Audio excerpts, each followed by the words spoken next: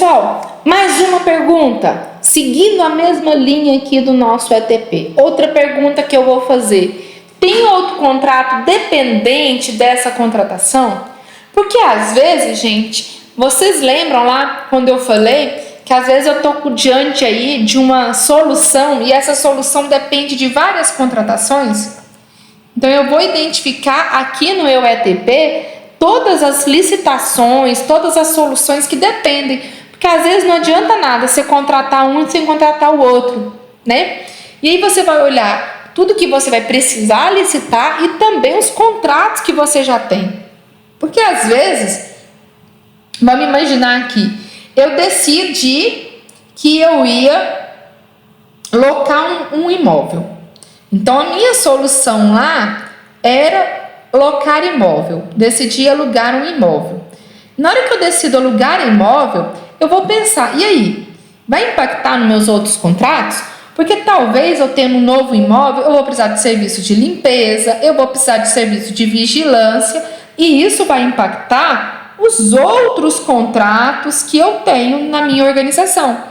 Talvez eu vou precisar aí fazer um aditivo sobre o meu contrato, porque não adianta nada alugar um imóvel e depois não ter serviço de limpeza ou não ter o serviço de vigilância e não conseguir usar o imóvel, né? Então eu vou olhar, olha, vai ter que fazer aditivo no seu contrato ou vai ter que fazer um outro contrato de vigilância para poder usar esse imóvel. Então, quando eu penso em contrato dependente, eu não vou pensar somente assim naquilo que depende diretamente. Eu vou pensar também indiretamente o que influencia, o que influencia nos meus contratos, o que depende de outros contratos.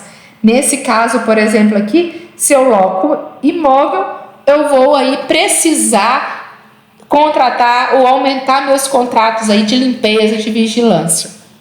Outra pergunta que eu vou fazer: há sobreposição ou lacuna? Quando tem sobreposição? Quando eu já tenho um contrato e vou ficar com 2 contratos para resolver o mesmo problema? E aí o que você vai fazer? Você vai rescindir o outro contrato? Como que você vai avaliar a vantajosidade? Né?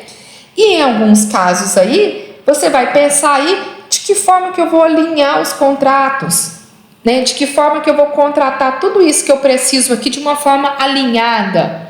Eu posso condicionar a assinatura de um contrato ao sucesso da outra licitação. Eu já conto lá no meu ETP que eu só vou assinar o contrato da licitação 1 se a licitação 2 tiver sucesso, né?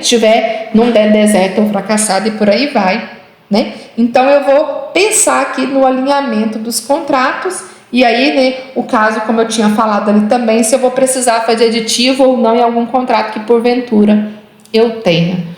Então, nesse momento aqui, gente, a gente está olhando para os contratos que nós temos. Se aquela contratação vai impactar algum outro contrato que eu tenho ou se eu vou precisar firmar um outro contrato em decorrência dessa minha contratação. Como que eu vou saber isso? Fazendo essa pergunta. Isso aqui influencia em algum outro contrato? Tem algum outro contrato dependente, direta ou indiretamente disso daqui? Isso daqui impacta, né? Isso aqui causa um impacto sobre outro contrato, né? Se causa um impacto, você vai relatar aqui no item 11 do seu ETP quais são as contratações correlatas ou interdependentes e quais são os impactos que isso vai causar. E aí você pode, então, redigir o item 11 do seu ETP e contar aí quais são as contratações correlatas ou interdependentes. Gente, vocês viram que durante o tempo todo eu estava falando de uma pergunta e o que você escreve no seu ETP. E nisso, gente, a gente já passou por todos os itens do nosso ETP. Faltando apenas uma única pergunta, uma última pergunta. Vamos ver qual é? Próximo vídeo.